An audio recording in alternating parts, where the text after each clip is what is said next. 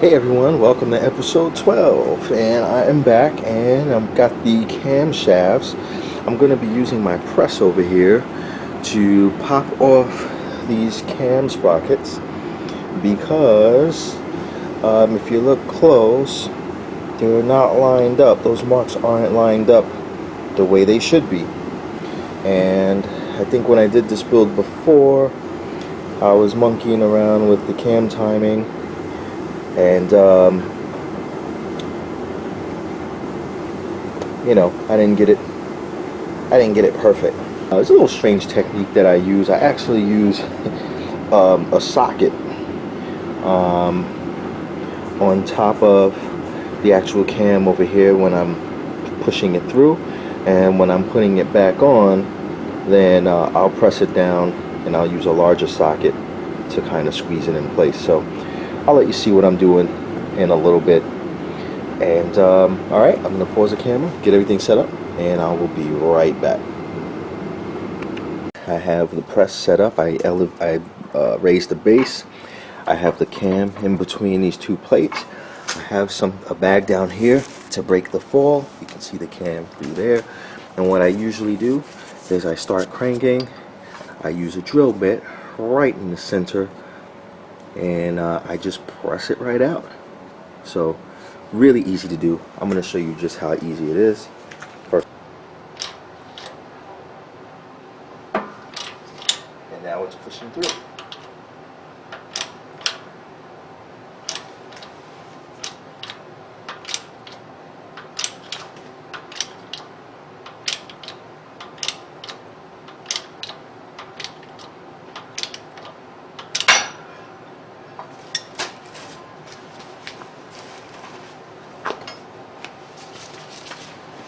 Alright, let me zoom out. Just like that, fellas. Just like that. Easy as 1, 2, 3. So, what I'm going to do is I'm going to try to line it back up. I'm going to get everything the way I want it to. And then I'm going to start to press it back on the correct position. So, hang on while I pause the camera. I'm going to go get that set up, and I'll be right back.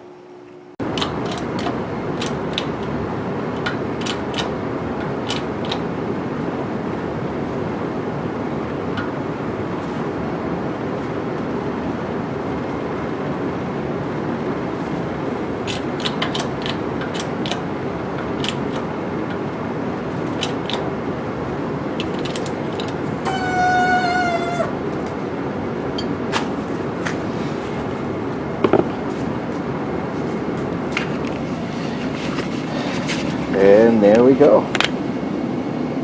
Perfect. Perfect the way I had it before. I'm very, very, very pleased with that. So, now we're ready to get the cams mounted in the head.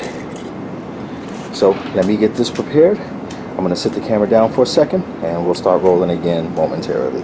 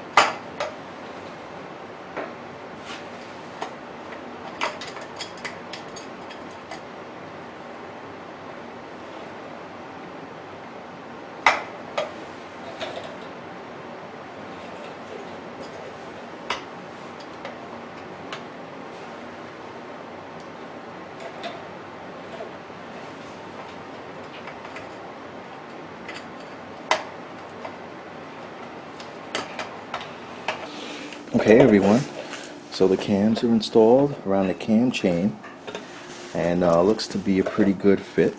Everything is lubed up in here, and so what we're going to do is at some point I'm going to line up the timing marks with the heads, and we're going to get everything torqued down. We're going to check that the engine spins freely without any resistance, and if it does, then we're good. We can go ahead and check the valve lash, and then finally get the engine mounted.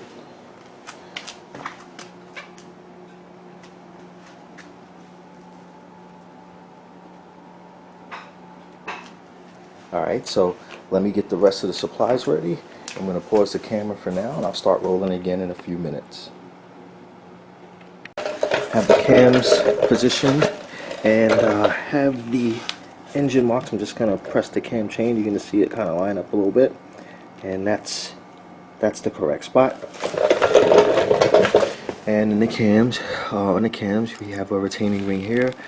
Here's the other one. Just going to stick it on top right there. And you want to be very careful. You want to make sure you have your alignment, your dowel pins positioned. And so far so good. I'm going to walk over here real quick, and I'm going to grab 4 O-rings to stick them right in place.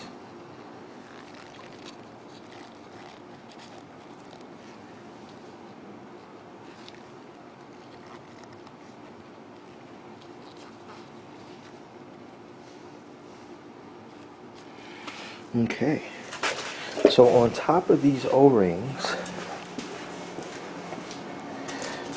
we're gonna go these covers, and they're gonna be siliconed in place. So I need to actually go grab my 3-bond again. Where did I put it? Is this it? Yeah, here it is.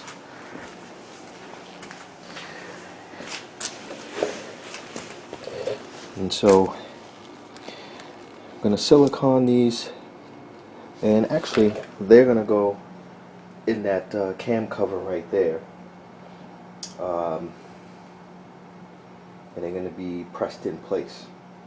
So I'm going to go ahead and do that, and then once we do that,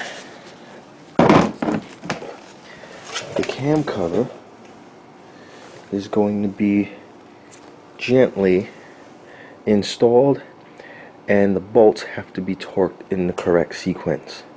So I'm going to go ahead and silicone those other 2 pieces in place. As a matter of fact, those covers go on top of this. They don't go underneath it. I made a mistake there. But these caps, they're going to get siliconed on top of that, like so. Alright, so I'm going to set the camera down really quick. I'm going to get the cam cover in position. I'll let it roll again. I'm going to torque everything down to spec, and then I'll finally be able to wrap up the top end. I'm going to check the valve lash at some point, but that'll be after we get this torque down. So hang on guys, I'll be right back. A brief update. I got the cam cover put in place, and I have the stabilizing pins on top of the cam bearings underneath this cover. And there's a particular sequence that you need to follow when you're torquing this down. It needs to be done very carefully. I'm going to set the camera down, and I'm going to torque it, and I'm going to just get it in place with my drill gently, and then I believe the final torque is 107 inch-pounds. So I'm going to set the camera down, find a good spot, and I'm going to start torquing it down.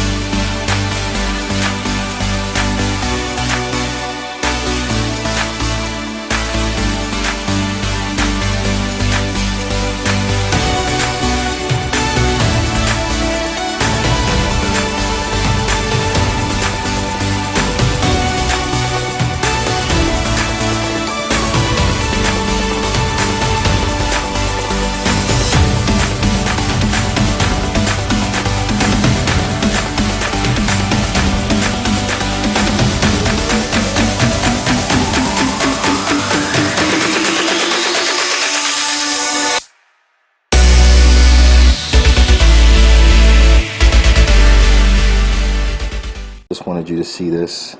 So this is this Kawasaki service manual, and the valve clearance. It's really easy to check your valve clearance. So basically, the first step is when positioning number 4 piston top dead center at the end of the compression stroke. You're going to check the following valves on this diagram. So actually, I'm sitting in front of the engine. So from my perspective, it looks like this: 4, 2, and 2. So it's going to be 1, 2, 3, 4. Then these two, and then those last two. And ideally, you want to use a feeler gauge. And I've already checked these, so I know. But this is a size .30. So the spec is 0.25, 0.17 to 0.25 for the intakes. So we'd only be checking these. These are the intake side, and you don't want the 30 to fit. And so the 30 doesn't slip underneath those cam lobes, because it's too big. But if you go down to the next size, I'm going to go down a couple of sizes to like maybe a 20.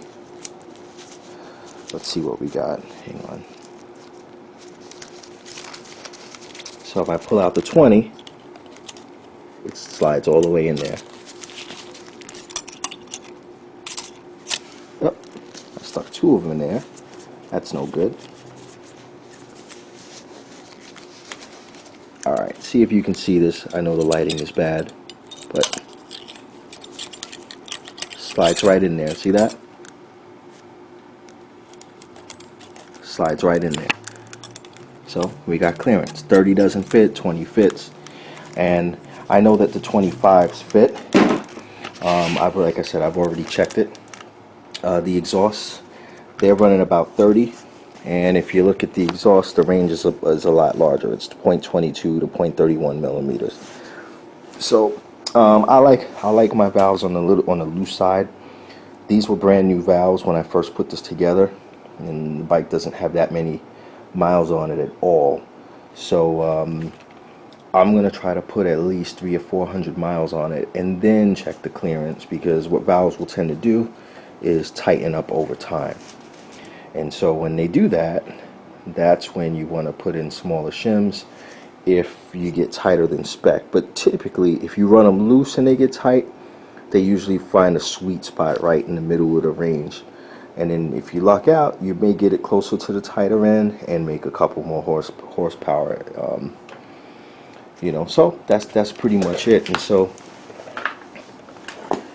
what I would do is rotate it. Again, per the service manual, to get piston number 1.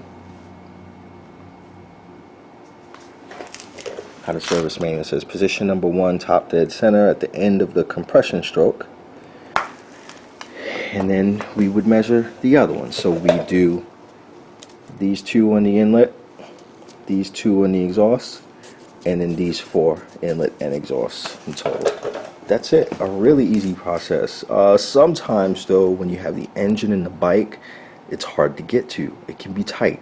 So it takes a lot of patience to do it properly. And I like to do it with the engine out of the bike. It takes me 45 minutes to drop the engine, put it on the stand, roll it out, do the valves, put it back on, put the motor back in the frame. It's just so much easier that way. You have room to work, you don't make mistakes, you get it pretty accurate, and that's that. I mean, and it's easy maintenance. It's easy maintenance, and it's definitely something to watch as you start beating on the bike a little bit. So I'm gonna go ahead and finish this up, and then I'm gonna get the valve cover put on. And honestly, guys, I think that's it. I think I'll be able to mount this engine in the frame. So I'm going to end the video here, and then on the next video, which will probably be episode 13, yeah, 13 I think it is, I'm going to mount the engine in the frame so you guys can see how we're going to get this in that.